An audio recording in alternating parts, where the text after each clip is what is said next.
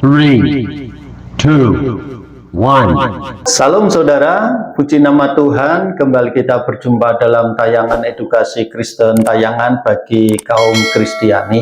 Saudaraku, dalam tayangan kali ini saya akan membagikan sebuah kebenaran tentang menyingkapkan agama sejati Yesus. Satu-satunya kesalahpahaman yang umum dan pemikiran yang sepihak di kalangan beberapa umat Islam mengenai agama yang dipeluk oleh Tuhan Yesus merupakan seorang yang Muslim dan mengajarkan prinsip-prinsip Islam. Klaim sepihak ini diawali dari klaim teologis tentang narasi yang bersumber dari pengertian bahwa semua nabi yang datang sebelum Nabi Muhammad adalah Islam.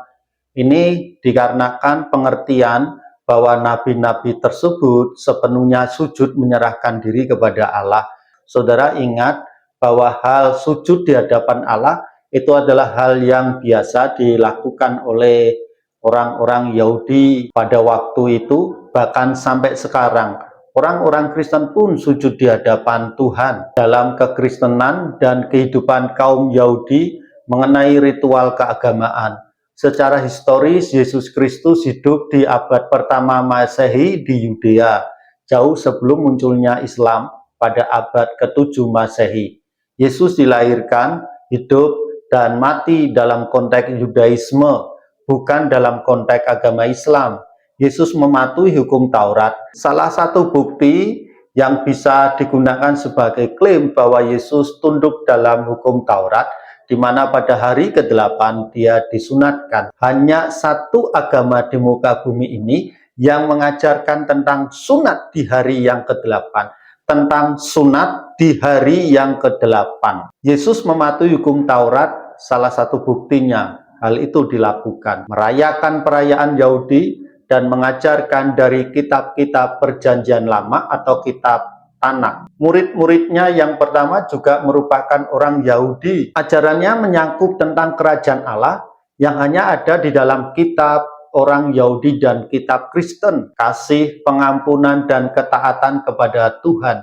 Dan lebih uniknya lagi, ketika Yesus mengajarkan menyebut nama Allah dengan sebutan Bapa, yang hanya terdapat dalam teologi Yahudi dan teologi Kristen, yang semuanya memiliki akar yang kuat dalam tradisi Yahudi. Yesus lahir dalam keluarga Yahudi yang taat terhadap hukum Taurat. Lukas pasal 2 ayat 27. Garis keturunan Yesus berasal dari suku Yehuda, salah satu dari 12 Israel. Ia dilahirkan di kota Yahudi bernama Bethlehem dan dibesarkan di Nazaret. Yesus tinggal di tengah-tengah kebudayaan, etnis, dan agama Yahudi. Yesus mengamalkan ajaran Yudaisme pada abad pertama. Ia patuh pada hukum Taurat. Galatia 4 pasal 4, dan sejak kecil telah mempelajari Taurat, serta menjalani peraturan-peraturannya. Ia mematuhi hukum Musa sepenuhnya, atau semua perintah, ketentuan, dan hari-hari rayanya. Ibrani pasal 4, ayat 14-16. Tidak hanya mematuhi hukum, ia melaksanakan dan memenuhi ketentuan dengan sempurna. Matius pasal 5 ayat 17-18 dan Roma pasal 10 ayat 4. Yesus beserta murid-muridnya merayakan Paskah Yahudi, merayakan hari raya yang tidak disebutkan namanya dalam Yohanes pasal 5 ayat 1. Ia hadir di kebaktian dan mengajar di sinagog Yahudi. Tempat ibadah sinagog hanya ada di kaum Israel dan kaum Yahudi. Yesus mengajarkan cara untuk menjaga hukum Musa dan memberikan persembahan korban. Ia kerap mengacu pada Tanakh atau perjanjian lama. Dalam semua ini Yesus menunjukkan bahwa keyakinan yang dia anut dan dia yakini adalah Yudaisme. Saat Yesus berbicara kepada sekelompok orang Yahudi, ia menguji mereka. Siapakah di antara kalian yang bisa menunjukkan bahwa aku melakukan dosa? Yohanes pasal 8 ayat 46. Apabila Yesus pernah melanggar di dalam memelihara hukum Yudaisme, tentu saja para lawannya bisa berbicara dan memanfaatkan momen ini untuk menuduhnya. Namun Yesus sukses membungkam para pengkritik. Yesus memberikan kritik yang tajam kepada para pemimpin agamanya. Penting untuk diingat bahwa kritikan Yesus terhadap kaum Farisi dan ahli Taurat dan kaum Saduki bukanlah kritik terhadap hukum Musa atau Yudaisme pada saat itu. Tuduhan Yesus terhadap orang-orang munafik, pejabat yang korup, dan orang-orang yang merasa benar sangat bertolak belakang dengan dukungannya kepada mereka yang setia kepada Allah dan menjalani iman mereka dengan tulus. Lihat Lukas pasal 21 ayat 1-4. Yesus mengkritik pemuka agama karena ajaran yang mereka sampaikan adalah perintah dari manusia. Dalam dua peristiwa, Yesus mengusir para pedagang di bait Allah. Tujuan dari langkah ini bukan untuk merusak Yudaisme, melainkan untuk menyempurnakannya. Yesus adalah seorang Yahudi yang menjalankan hukum dengan sempurna.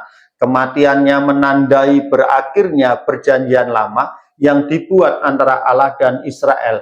Hal ini terlihat di saat tirai bait Allah itu terbelah dua dan dia membuka sebuah lembaran baru dalam perjanjian baru dengan kaum Israel dan seluruh umat manusia yang bersedia menerima Yesus sebagai Tuhan dan Juru Selamat. Gereja yang pada awalnya menunjukkan elemen-elemen Yudaisme dan Yahudi Mesianik yang kuat, dan mayoritas orang percaya di permulaan merupakan individu Yahudi.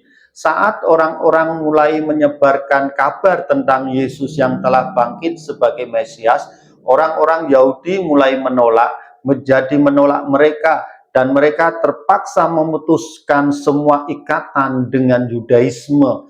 Kisah Para Rasul pasal 13 ayat 45-47.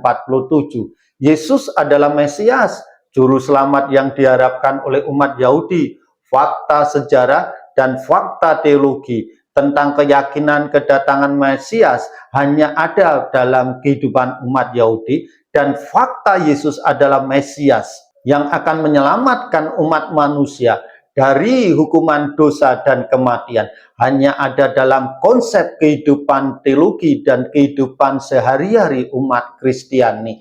Ingatlah, mulai hari ini jangan pernah membuat narasi yang menyesatkan tentang agama Yesus, karena tayangan ini memberikan sesuatu yang benar tentang apa yang Yesus yakini dan apa yang Yesus lakukan sepanjang hari-hari kehidupannya di muka bumi. Dan tak kala dia naik ke surga, dia akan datang kembali ke dunia untuk mengangkat kita yang senantiasa menaruh pengharapan akan kehidupannya di masa yang akan datang. Puji nama Tuhan.